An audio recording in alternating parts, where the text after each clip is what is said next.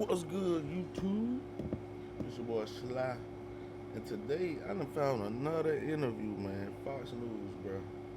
Boy, Trump over here talking about blowing it. Man, I just read the caption and, I just wanted to wait and go over it with y'all because, I ain't gonna lie, this a little crazy right here. I ain't even gonna lie to you.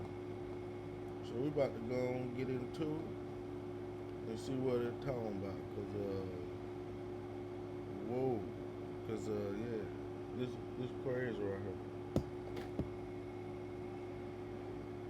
All right, so here we go. About to get into it. Hey, appreciate everybody that stopped by on the last video.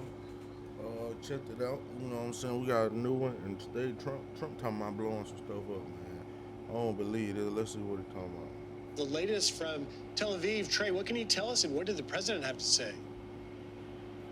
Yeah, guys, good morning. I just spoke with President Trump for about 20 minutes, and he told me if Iran does not sign this deal, the whole country is getting blown up. He went on to say that bridges and power plants will be targeted if Iran does not sign this agreement. The president telling me that U.S. Special Envoys Jared Kushner and Steve Witkoff are heading to Islamabad. What he just said, we were working on a negotiation, man. They switched that fast, and now he finna blow stuff up. Pakistan for meetings on Tuesday, possibly into Wednesday, to try and get this agreement across the finish line. The president telling Fox News this is a very simple deal, but this is the last chance for the Iranians. The president very clear in our conversation that he is not making the same mistake that President Obama made, giving cash to the Iranians and allowing them to continue a nuclear program. The deal on the table is to reopen the Strait of Hormuz to ensure that the Iranians do not have this highly enriched uranium that is buried deep underground after Operation Midnight Hammer last summer. And again, the president telling Fox News that the entire country will be blown up. Bridges and power plants will be targeted if the Iranians do not sign this agreement. This is a significant development because we are in this less than 72-hour window before the ceasefire between the United States and Iran expires. And the president has given the Iranians an opportunity for an off-ramp, an olive branch. He is extending to the Iranian regime to avoid this region going back into war. And the president said the United States military is prepared. He said the U.S. has massive amounts of ammunition, even better munitions than they had in the opening days of Operation Epic Fury, to use against the Iranian regime, to target a variety of different positions across their country if they are not willing to make this good faith deal. And again, he tells Fox News that his special envoys are headed to the Middle East, and they are going to try and get this deal across the finish line.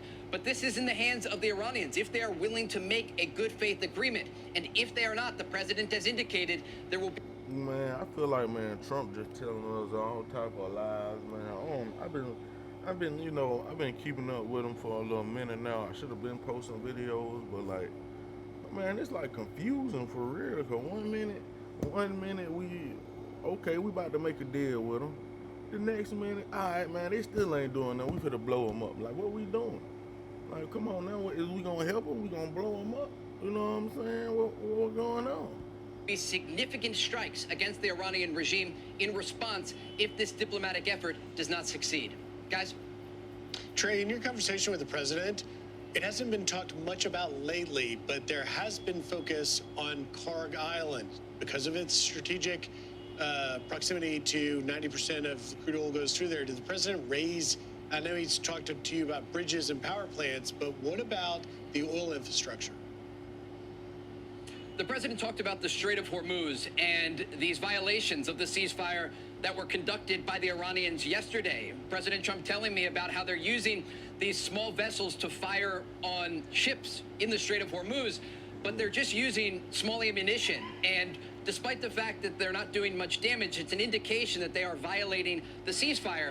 And then the question is, well, why are they not doing much damage? And that is because more than 150 Iranian vessels are currently at the bottom of the sea. During Operation Epic Fury, the United States hammered the Iranian Navy, and they had prepared for a possible confrontation with the United States, but not enough, because the U.S. was so successful in these strikes that much of the Navy vessels the Iranians had prepared were not able to be used. And that is the reason that they have to use these smaller vessels to threaten international shipping lanes. And again, this speaks to the success of Operation Epic Fury and just the inability of the Iranian regime to even respond and to violate the ceasefire in this manner. And so that is one of the key pillars of this broader agreement that President Trump is demanding the Iranian regime sign. They are going to keep open the Strait of Hormuz. They are going to release that highly enriched uranium that is buried deep underground in the aftermath of those U.S. strikes last summer.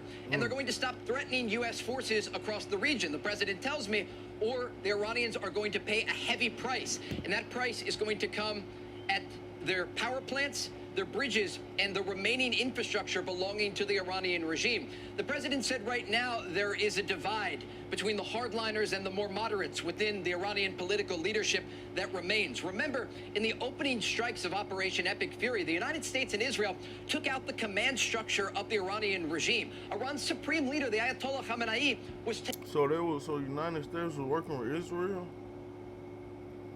You working with all the foreigners, ain't it? taken out in an airstrike, along with his top advisors.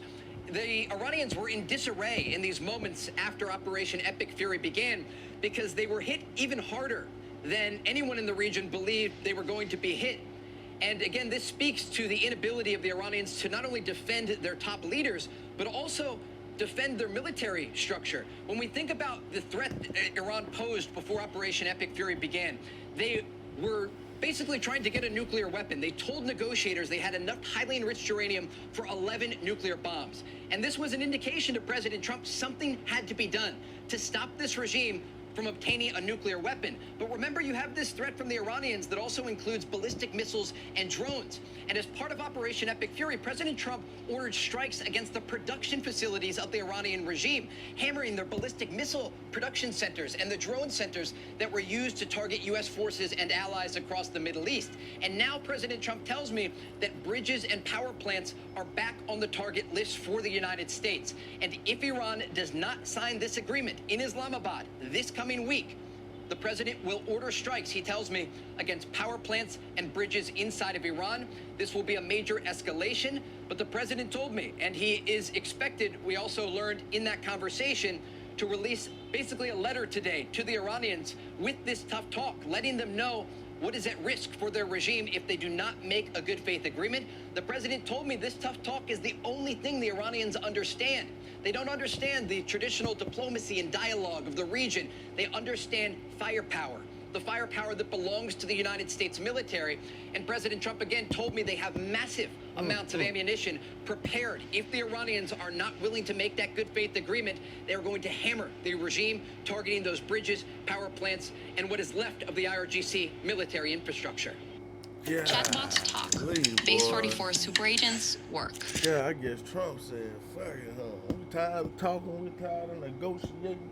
We better take it to him, man. But, like, I understand he trying to give him a little time to get together, but, like, come on, man. Set up in seconds and ready to go. Want to know? Trey, Like, you come were on on, our man. show in an earlier hour before this phone call with the president, and you and I discussed this regime. You say that there's a faction, perhaps a more moderate versus a more radical wing of this regime. We don't know which one is in charge. Maybe you do. Maybe you can let us know. But if the more radical wing is in charge, per our discussion earlier, then that means they're crazy. And that means that this letter and this escalation may not have the results that we want because they don't care. They're just like, fine, let it all go. This is existential. If, we're going to lose, so let's all just die and go to heaven, I guess, or hell. So did you discuss that with the president in terms of the mental state and the outcomes that the mullahs and the radical wing want?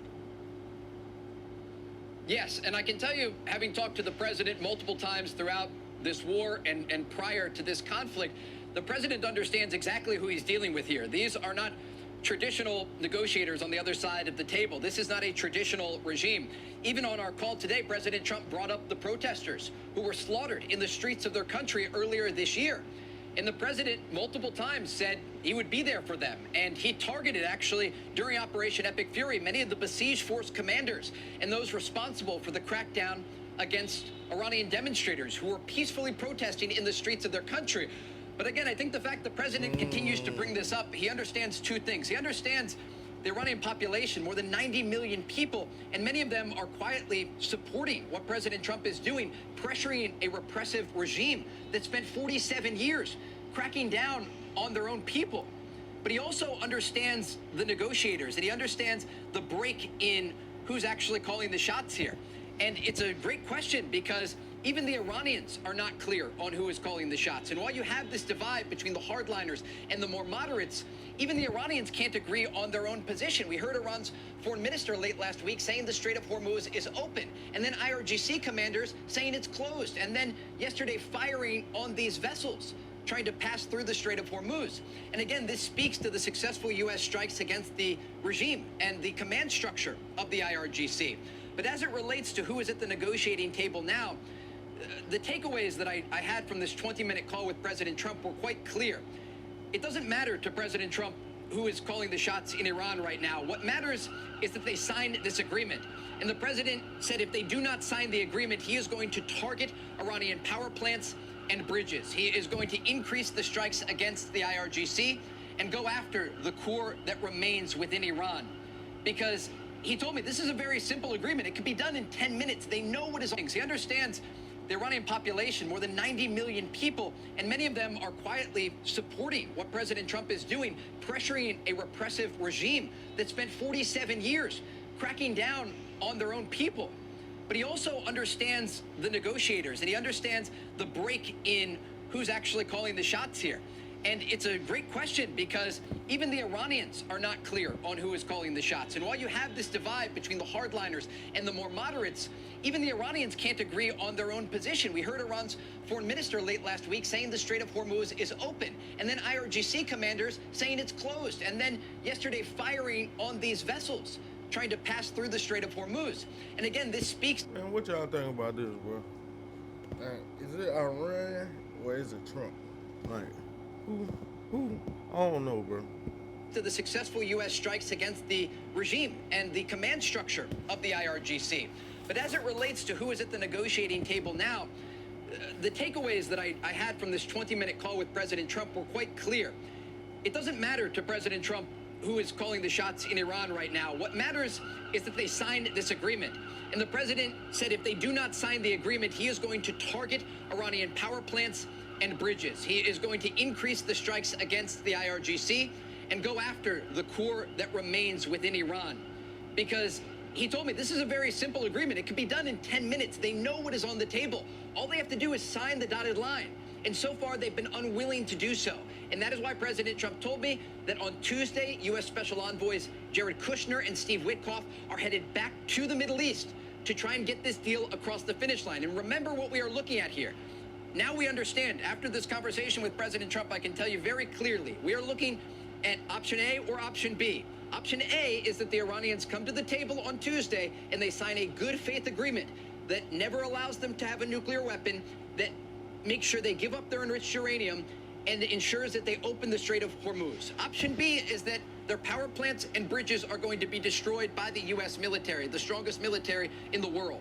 And so they have a decision to make. And the president was very clear just before we got off the call. He told me Iran has a decision to make. And the decision is either going to be an off-ramp that saves the lives of the leadership and the infrastructure of the country, or the alternative. And the president told me he is prepared for both options. And again, he is sending his negotiating team for one final effort to try and get this deal across the finish line.